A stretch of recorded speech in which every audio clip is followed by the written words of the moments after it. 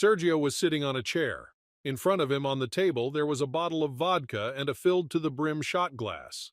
The man took a deep breath and quickly downed the shot. He nibbled on an apple and then refilled the glass, once again emptying it while biting into the red fruit. At that moment he dreamt of one thing: to forget everything that troubled him. But he couldn't achieve that. Instead, a picture of his entire life formed in his thoughts, and he surrendered to those memories. The man was a ward of an orphanage. He couldn't remember his parents as he ended up in the institution when he was very young. His mother had rejected him at the maternity hospital. In the orphanage, Sergio fell in love for the first time in fourth grade with a classmate named Jessica. The girl welcomed his advances and liked that he stood up for her when other classmates pulled her pigtails. Several years passed. Sergio and Jessica moved on to the 10th grade. They were always together. The staff of the orphanage had long believed that this pair was destined to be together. Meanwhile, Sergio and Jessica made plans for the future. The girl said to her chosen one, "We need to get into a higher education institution. Once we leave the shelter, no one will help us. We'll be on our own." "But I can't afford higher education. You're the one doing my homework for me. You're a good student, but I'm not. I'm talking about legalizing our relationship first and no children for now. Agreed?" "You're so cunning." "If you don't agree, I won't marry you." "Fine, I agree, no children for now." The day came when they left the orphanage building. The government provided each of them with a one-bedroom apartment on the outskirts of the city. This fact didn't bother the young couple. They immediately decided to live in one apartment and rent out the other. Sergio enrolled in a technical college to become an auto mechanic, while his chosen one entered university with the dream of becoming a math teacher. The couple legalized their relationship and became a small, close-knit family. Money was naturally tight, as both received small stipends, and the income from the second apartment they rented out was not significant. Sergio took the initiative. "How about I get a job as a loader? I'll work part-time in the evenings. It'll bring in a bit more money." "That's not a bad idea, actually. I'll find out everything tomorrow. I love you." "I love you too, very much." But Sergio didn't succeed in finding a job. Everywhere they needed full-time loaders, which he couldn't afford because he was studying during the day. The young family was at a loss. They literally didn't have enough money for basic necessities. One evening, while Jessica was darning socks, Sergio suddenly exclaimed with joy, "There's an ad for a security guard. Just read it." With those words, he handed the newspaper to his wife. "Do you think they'll hire you? They might say you're still too young for such a job. Believe in me, and everything will be fine." "Well, we'll see." The next day, Sergio skipped his classes. He really wanted to get this job. He called the base and they invited him for an interview. Sergio tried to persuade them to hire him. He bribed the authorities with information about their needs for money. "Please understand, my wife and I are from the orphanage. We recently got married. It's her birthday soon. I want to give her a television as a gift, as we don't have one. It's almost funny not to have a television nowadays.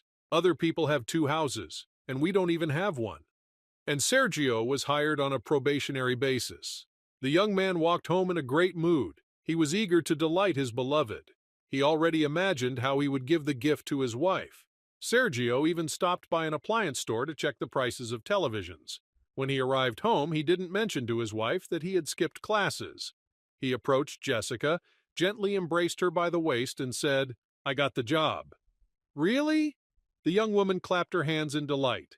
"You're like a little child." "Well, never mind. Listen, how will you manage your studies if you don't get enough sleep?" "It's okay. I'll try to keep up with everything. I won't be working every day. The schedule is convenient. 2 days of work, 2 days off." "Well, okay, let me prepare dinner now." The next day, Sergio went to work for the first time. He did just as he had planned. With his first paycheck, he bought the cheapest television, spending almost all of his earnings on it. The financial situation of the young couple improved slightly. Time passed. Sergio completed his education and started working at an automobile service station in his field. He quit his job as a security guard. Jessica continued her studies, eagerly awaiting her husband when she returned from university. It was customary in their family to share what happened during the day with each other. Years flew by unnoticed. Jessica also graduated from university and immediately found a job. She was eager to teach children. Sergio noticed that his wife enjoyed going to work, but he decided to remind her of their old agreement. Remember, my love, you told me that we wouldn't plan for children during your studies? But now the time has come. It's time for a child's voice to fill our family. Sergio, wait a bit, let's settle down and earn some money first. How do you plan to feed the baby? Well, you'll have your own milk. But sometimes it doesn't work out. All right, let's wait. Just a little longer. Exactly 1 year after that conversation, Jessica gave birth to a girl, whom they named the beautiful name Tiffany. The young parents couldn't be happier. The child's father said to his wife, "We chose a very beautiful name for our girl. I like it too. She will definitely participate in dancing or some other extracurricular activity." "Why dancing? Let her take karate." "But she's a girl. Karate is for boys." "Then the next one in line in our family will be a boy." "Let our daughter grow up first," Jessica laughed happily. Time flew by when Jessica took care of the baby. It wouldn't be accurate to say that everything went smoothly. There were times when their daughter fell ill, and tantrums ensued. The child cried.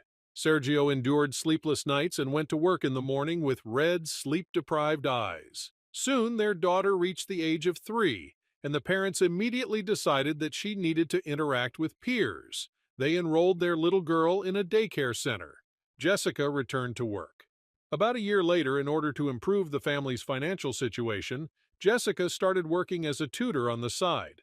Initially, Sergio was against it. "You'll be going who knows where, and I'll worry about you at home." "Don't worry, all the lessons will take place at our home. When a student comes, you and Tiffany can spend an hour in the kitchen." "Well, if that's the case, then I agree." "Wonderful. I love you." To keep up with his spouse in terms of earning money, Sergio also started working on the side in addition to his main job. He repaired cars outside of the service station. Together, in a harmonious tandem, they managed to restore the family's financial balance. When Tiffany turned 5, the family decided that it was time to merge 2 apartments together. Therefore, they posted an advertisement stating their desire to exchange 2 one-bedroom apartments for a 2-bedroom apartment. In due course, they moved into what seemed to be luxurious new apartments at the time. Sergio once again brought up the topic of having a second child. He dreamed of having a son. "Honey, the time has come. Isn't it about time we had a little brother for Tiffany? I'll think about your proposal. Let's create a miracle tonight, right now." Now Jessica laughed. She was happy. Peace reigned in the family, and there were no scandals like in other couples. When Tiffany turned 7, her parents enrolled her in a dance school where she learned Indian dances. Jessica and Sergio joyfully watched their daughter grow up and delight them with her achievements in dance and academics. Tiffany turned 9 when another child joined the family. It was once again a girl, and they named her Adelaida, an unusual name. Sergio was happy to have a daughter, although deep down he had dreamed of a son. Jessica understood that her husband was disappointed that she didn't give him a boy, so she said, "Forgive me, I didn't live up to your expectations. Another girl, but it's not my fault." "Stop it. Children are the flowers of life, regardless of their gender. Besides, we're not too old. Give it a couple of years, and you'll be pregnant again. I like how you get a little temperamental when you're pregnant." Upon hearing these words, Sergio embraced his wife. Jessica was grateful to her husband. She loved him with all her heart and knew that he loved her just as sincerely. A year after the birth of their second daughter, the couple exchanged their 2-bedroom apartment for a 3-bedroom apartment with the help of government assistance. When Adelaida turned 3, she was enrolled in daycare, and Jessica returned to work once again. The family now had the opportunity to save money. They dreamed of buying a car. 2 years later, Sergio took out a loan and, adding their accumulated savings, bought a car. Everything was going well for the family, except for one misfortune. One day, Jessica felt unwell. She managed to work through the day somehow and came home looking tired. She felt an overwhelming fatigue. She didn't even have the strength to prepare dinner, so she lay down. Sergio came home and saw his wife in this state, becoming concerned. "Are you okay?" "Yes, just feeling weak. Maybe I caught a cold. I'll have to cancel tutoring for a week, but I'll make that call tomorrow. Maybe it's not a cold, just fatigue." "You know, I don't like this. Let's measure your temperature." "No need. I just want to rest. Please prepare dinner for me." "All right, my dear." Sergio looked worriedly at his wife, gently stroked her hand, and headed to the kitchen. He glanced at the clock and shook his head. The children were running late.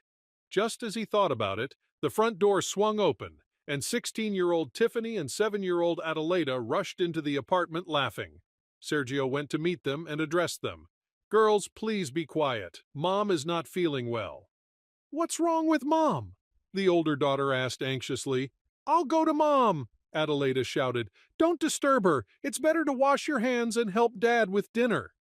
The children obediently ran off to wash their hands. Tiffany was the first to finish the hygienic procedure and quietly sneaked into her parents' bedroom. She saw her mom lying on her back, her forehead covered in sweat. Tiffany approached her mother quietly. "Mom, what's wrong with you? Are you feeling sick?" "Oh, sweetheart, is that you? How's school? Were you at dance practice?" "Mom, you didn't answer me. I've been everywhere." "Tiffany, I'm just a little tired, feeling a bit under the weather. I'll take a nap and it will pass." "Where are Adelaida and Dad?" "They're in the kitchen preparing dinner. Go and help them too." "Okay." With those words, the girl ran off to the kitchen. When Tiffany approached her father and younger sister, she immediately said that she didn't like her mother's condition. Sergio attentively looked at his eldest daughter and then silently headed to the bedroom. Seeing his wife in such a state, he felt pity. Sergio took a towel and wiped the sweat off his wife's face. Jessica felt the touch and opened her eyes. She smiled wearily and asked in a soft voice, "What's for dinner tonight?" "Pasta with seafood and vegetable salad. A very simple dinner. Listen, let's call an ambulance. I don't like your condition," Sergio firmly replied. "No need for an ambulance," the wife categorically responded. "Dinner will be ready soon. I'll bring it here for you." "I don't want to eat. You and the girls have dinner without me. Just let me rest. Tell the girls good night from me." Sergio kissed his wife and left the room. He understood that his wife was sick, and tomorrow he needed to convince her to see a doctor. He went to the kitchen, helped his daughters finish preparing dinner, and then they sat down at the table. He told the children that their mom was not feeling well and had gone to bed earlier, wishing everyone a good night. Jessica had a restless night's sleep. Sergio couldn't fall asleep for a long time either. He managed to fall asleep only towards morning.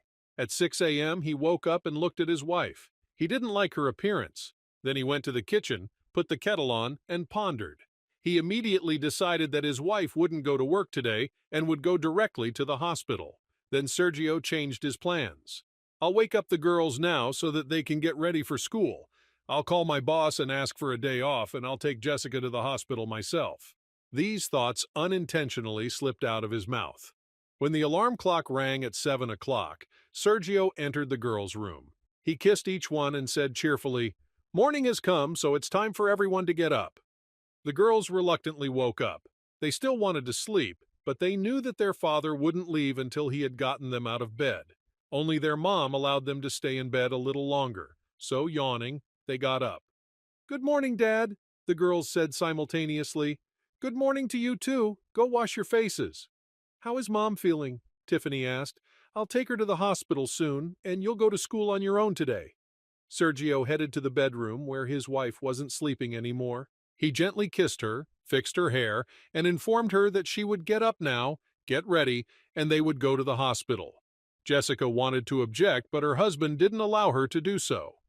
"Please don't contradict me, not now," he said. Jessica looked tenderly at her husband and agreed with his decision. Deep down, she understood that she wasn't feeling well, and she couldn't even understand the cause of it. Within 40 minutes, the couple was driving to the hospital. Sergio obtained a ticket to see the general practitioner at the medical facility. At the appointed time, Jessica went in to see the doctor. After a while, she came out holding a stack of papers. Sergio realized that she had been asked to undergo some tests. The couple headed home. Jessica was already on sick leave, and he had called his boss in the morning and took the day off. On the way back, Sergio and his wife stopped at a store and bought a cake. When he got back into the car, his wife asked with surprise, "What celebration do we have today? It doesn't seem like anyone's birthday." "Can't we just enjoy a delicious cake like this?" he replied. "Of course we can. So, let's celebrate an ordinary day today." And the couple drove home. As soon as they entered the apartment, Sergio went straight to boil the kettle. He wanted to uplift his beloved's mood since he could see that she was feeling down. Jessica changed into comfortable home clothes and sat down. She didn't feel like eating or drinking anything. Her head was aching and her body felt weak. When Sergio came in with a tray containing mugs of aromatic drink and 2 plates with slices of cake, he saw that his wife had fallen asleep. He took the treats back to the kitchen, returned to his wife, and carefully covered her with a blanket. The next day, Sergio went to work, and Jessica called a taxi to go to the hospital and have the prescribed tests done. Gathering her strength, she prepared soup and pasta to ensure the family was fed. Afterward, she realized that she was extremely tired. This surprised her since she hadn't engaged in any physical labor. Jessica lay down to rest. At that moment, her mobile phone rang. "Darling, did you get the test results?" her husband called. "Yes, of course. What do you do when I'm not around?" "I prepared lunch. Now I'm lying down, resting a bit before doing some household chores." "No chores. Just relax. Love you. See you in the evening." "I love you too." Jessica hung up the phone and closed her eyes. She fell asleep. That's how her husband found her when he came home from work. He didn't wake her up. He only wanted one thing, for his beloved to recover quickly. Eventually, Jessica received the test results and a referral to an oncologist. She was emotionally overwhelmed. Thoughts were swirling in her head. Why did this happen to her? They had led a healthy lifestyle with her husband. Jessica returned from the hospital feeling sad. She didn't know how to break the news to her spouse. When she got home, she sat in the kitchen and burst into desperate tears. After some time, she calmed down, washed her face, and started thinking about how to tell her husband about her illness. But she couldn't come up with anything. Her husband returned home and found her in the bedroom, where she was looking at the family album with photographs. Sergio stared at Jessica in confusion. "Wow, such sentimentality." "Yeah, I decided to look at the photos." "Look at me, please." Sergio knew his wife too well, and her voice sounded sorrowful. Jessica looked into the face of her beloved. "What happened? Did you cry today? Why?" "I didn't cry." "Don't deceive me. Wait, today you were supposed to pick up the test results." "What did the doctor say?" Jessica looked at her husband for a few minutes, but he insisted that she tell him everything. In a quiet voice, she recounted the story of her visit to the hospital, then pointed to her handbag, indicating that the referral was inside. Sergio hurried to retrieve the medical document. He silently read it, then looked at his wife. A lump formed in his throat. Clearing his throat, he said, "Did you schedule an appointment with the doctor?" "Yes." "Well done." When the first realization came, Sergio understood that now he needed to not talk about it, but to support his beloved. The man embraced his wife, and as he stroked her shoulders, he began to whisper tenderly, "Darling, this is not a death sentence. There are many people who suffer from this condition. Don't overthink it. You know how powerful our medicine is. Everything will be fine. You are a strong person. We've been able to overcome various situations together, and we will endure this unpleasantness as well. You know, what I say happens. Do you believe me?" "Yes, I believe you," Jessica whispered quietly in response. "Then smile and no more tears." "Sweetheart, please don't tell the girls. They don't need to know anything for now." "I won't. Besides, you'll get better soon." Sergio had only heard about this illness in passing, but he strongly believed in his own words and did not entertain negative thoughts about it. At the appointed time, Jessica appeared before an oncologist who prescribed a bunch of tests once again. She took them and received a referral for hospitalization. From that moment on, Sergio and Jessica's family life changed. Sergio was torn between work and trips to the hospital to see his wife. The household duties fell on their eldest daughter, Tiffany. She did the laundry, cooked meals, and helped her younger sister with homework. The father was grateful to his daughter and said to her, "What would I do without you?" "Dad, can I ask you something?" "Yes. Tell me what's wrong with Mom. It's serious. You don't even take us to see her, but I want to see her. I would go myself, but I don't know which hospital she's in." Sergio deliberately kept where Jessica was lying. He didn't want to traumatize the children. Moreover, he had an agreement with his wife not to tell anything to the girls. Therefore, in this situation, he didn't know how to answer Tiffany. But the girl persistently asked, "Dad, let's be honest. I'm not that little. Please tell me. I won't tell my sister." Sergio had no choice but to truthfully tell about the situation that had arisen. As he spoke, looking out the window, tears rolled down Tiffany's eyes.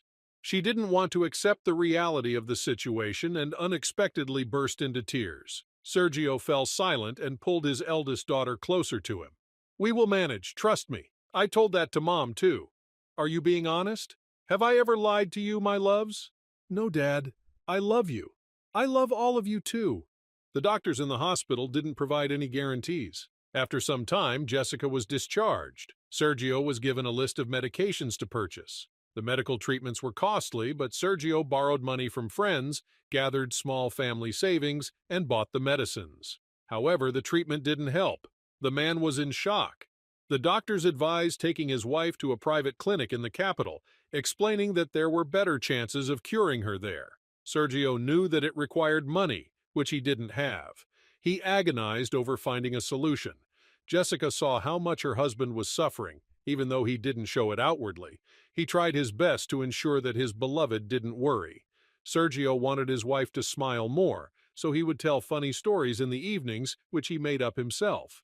The children also encouraged their mother, and one day when Tiffany was alone with her mother, she said, "I want to confess something to you." "You've intrigued me, my dear." "Mom, I think I'm in love." "Well, that's wonderful. I hope he's a good guy." "Yes, he's very good. He's 1 year older than me." "Daughter, I hope you haven't been intimate." "Of course not. Only after marriage. I want us to have what you and Dad have, a great love for a lifetime." "You're speaking wisely. I'm happy for you. And what's his name?" "Terrence." Jessica looked at her daughter, and in her thoughts, one thing was pounding. Her little girl had grown up and would soon leave their family. But she was proud of her daughter. She and her husband had raised Tiffany well. Adelaida would be the same, under their guidance with her husband. Sergio, realizing that he wouldn't find help for his wife in their hometown, made the decision to take her to the capital. He had paid off the previous loan for their car, so he took out another loan. He arranged his own vacation time at work. He gave instructions to his eldest daughter, as she would be staying home alone with her sister for the first time. "Tiffany, you're already grown up. You'll be in charge at home. Don't do anything foolish." "Dad, I know everything. I'll be turning 18 soon, so don't worry. You go. We need to save our mom." "I'm counting on you." A few days later, with their medical records, Sergio and his wife traveled to the capital. He went to the private clinic recommended by a doctor from their hometown. The professor at the hospital studied the medical history and gave an approximate cost. Sergio wasn't expecting that. They had told him the clinic was expensive, but he didn't anticipate such high prices. The man offered the doctor a partial payment. "Here, I have this amount. Can you start the treatment? I'll bring you the rest in a few days." Sergio was willing to do anything to save his wife. He even found a solution for where to get the money. He would sell the car. "Understand one thing, Sergio. I'm not a magician and I can't offer any guarantees," the professor replied. "I understand that you can't work miracles, but I will know that I've done everything possible." "All right, I'll admit your wife to the hospital and I'll wait for the money. Just write a promissory note stating that you will pay the remaining amount." "All right, I'll write it." Sergio left with a heavy heart, knowing that he had to sell the car within a short time. It wouldn't be easy to find a buyer at a high price, and he needed the money urgently. With these thoughts, he returned to their hometown. His daughters welcomed him home, worried about the situation. Sergio explained everything in detail. The next day, he put the car up for sale. There weren't many buyers and time was running out for payment. It was for this reason that he sold the car at a very low price, but he had no choice. He transferred the received amount to the account provided by the professor.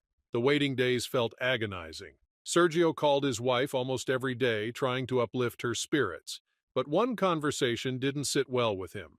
"My love, everything will be fine. You believe me, don't you?"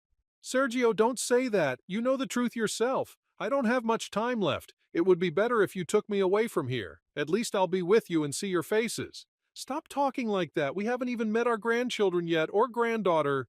"You'll have to wait for them without me." "Jessica, don't talk nonsense. I'm begging you."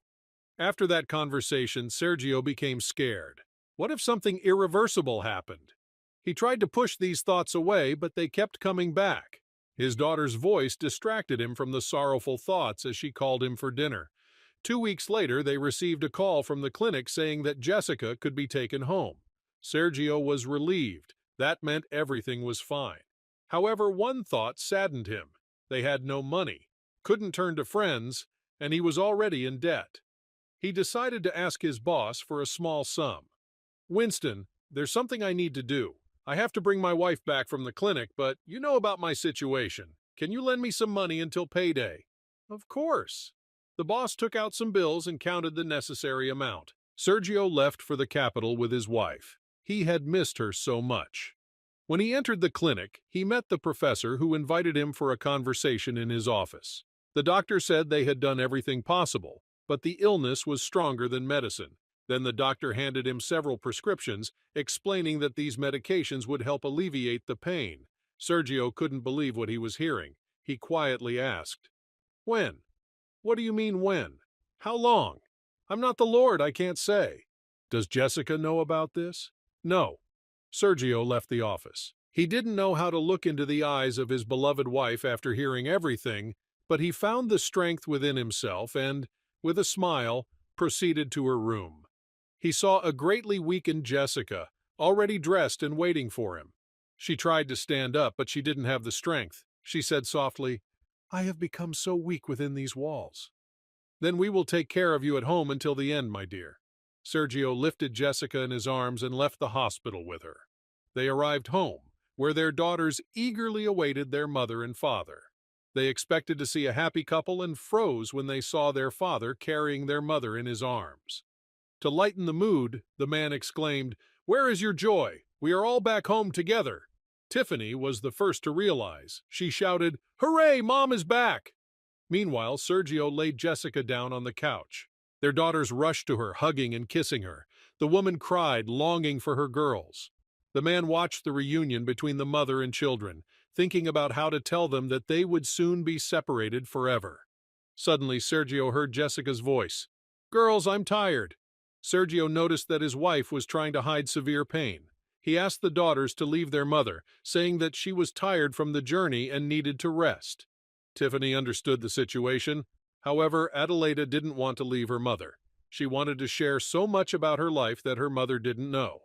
The older sister called out, "Adelaida, come with me, I'll let you play on my phone." "All right, let's go." The sister followed Tiffany. The man approached his wife and stroked her hair. He pondered. His wife needed medication, but they had no money. There was nothing left to sell. He owed money to many people. There was only one option left, to take out another loan. Sergio took out another loan. He distributed half of it to acquaintances he borrowed from, and the remaining part was spent on medication. The medical supplies were enough for a month. He was bewildered. He had to pay back 2 loans. Where would he find the finances when his wife needed medication? Sergio decided to take out yet another loan. Meanwhile, Jessica was slowly fading away. The smile vanished from her face. She had no strength to speak. Even the youngest daughter understood that her mother was terminally ill. Adelaida comforted Tiffany, and she and their father asked the younger girl to cry more quietly. "Don't cry loudly, Mom will worry because of that, and she shouldn't." Those words immediately had an effect on the child. She loved her mother very much and didn't want her to worry. So the girl wiped away her tears and gradually calmed down. Jessica didn't live to see Tiffany's 18th birthday, only lasting a month. Although Sergio was prepared for the fatal outcome, the reality struck him. He couldn't hold back his tears. The man realized that at that moment he became an orphan. His beloved woman would never say to him again, "Good morning, my dear." Many people came to bid farewell to the deceased woman, including Winston. Many positive words were spoken about Jessica, and numerous wreaths and flowers were laid. A month had passed since Jessica's funeral. Sergio tried to continue living his life. He mechanically went to work, returned home, and in the evenings sat next to a photo of his wife, gazing at her face. Tiffany could see that her father was suffering greatly, so she approached him and said, "Dad, you're not the only one grieving for Mom. Adelaida and I are also mourning, but we have to keep living. We can't give up." "Yes, I know," the father absent-mindedly replied. "We need to do something about the debts. The electricity bill has arrived. It says that the electricity will be cut off soon if it's not paid. And look, 2 letters from the bank." "Yes, I know. Why do you keep saying the same thing?" "Daughter, I promise that tomorrow I will take care of it. Right now, I want to be alone." Tiffany shook her head and left her father alone with his thoughts. The next day, Sergio pondered how to solve the financial problem. He couldn't take out another loan as he already had several. The only idea that came to mind was to approach his boss and ask to work without any days off. "Hello, Winston. I need to have a serious conversation with you. Come in, have a seat. I'm listening attentively. You see, I'm going through a difficult situation in my life right now. I'm drowning in debt. They threatened to cut off the electricity due to non-payment. Can you allow me to work without any days off? The pay won't be significant, but it's still something." "All right, work without days off. Let me give you some money to pay off all your obligations to others, and you'll owe only me, but with interest." "Are you serious?" "Yes, just write an acknowledgement of debt with witnesses." "I agree." With the money he received, Sergio paid off all his debts. Now he had only one creditor, his boss. Tiffany knew about this arrangement. She was glad about it, but at the same time saddened because her father worked without any days off. He would leave for work at 6 in the morning and return home around 8 in the evening. The girl knew that this couldn't go on for long. She even started looking for a job herself to help her father repay the debt. However, in their city it was difficult to find employment. That's when Tiffany suggested, "Dad, talk to your boss. Maybe he can hire me as a cleaner. I won't start university until next year. I can earn some money now." "All right, I'll talk to him," Sergio agreed. Sergio approached his boss with the request, and surprisingly, he quickly agreed. The next day, Tiffany started working. She had been working for 3 days already. She enjoyed going to work, and her thoughts were focused solely on helping her father in any way she could. After a week, her father informed her that their boss had a birthday, and he had contributed the amount for both of them as a gift. Then he asked, "Tomorrow at 6 in the evening there will be a celebration. Will you go?" "I'm not sure. The boss invited everyone. If you don't go, it might be seen as disrespectful, in my opinion." Tiffany agreed with her father's argument. So, at the appointed time, she sat with her father at a richly set festive table. Toasts were raised one after another in honor of the birthday celebrant. Tiffany watched the festivities, but then she decided to go to the restroom. On her way back, she unintentionally overheard a conversation between two men, one of whom was her father, and the other was his boss. "Sergio, we've known each other for a long time. I remember your daughter when she was little, and now she has become such a beauty. I can't take my eyes off her." "Yes, she takes after her mother, equally beautiful. Listen, why don't you give her to me as a gift?" "What do you mean, give her?" The man was surprised. "Well, sell her to me then, and I'll forgive your debt, and I'll give you a written acknowledgement." "Are you out of your mind to sell my own daughter?" Sergio angrily replied. In response, he heard, "Well, I would think about the offer if I were you. After all, time is passing and you have to repay the money. Otherwise, you might regret it. And you have another daughter. Think about it." Sergio hurried past Tiffany without noticing her. He rushed into the hall, searching for his daughter. Not finding her, he shouted her name. Tiffany emerged from her hiding spot. Her father spoke sternly, stating that they were leaving the celebration. The girl didn't argue with her father. She was herself bewildered by what she had heard and understood her father's feelings. When they arrived home, her father said from the doorstep, "Tiffany, you're no longer working there." "I know. You didn't even ask for the reasons.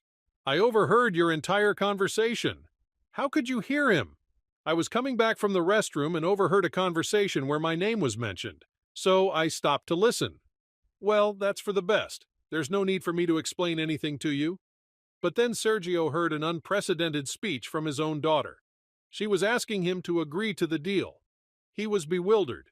Tiffany simply explained that they couldn't easily escape the situation they were in, and their boss was an influential person. She pleaded with her father to think about their future, about her and her younger sister. Sergio angrily told her to go to bed, but Tiffany said, "Mom would agree with my decision to live peacefully, and I know she hears me from heaven, blessing my act for our sake." Tiffany left, and Sergio sat there, thinking. He couldn't sleep all night.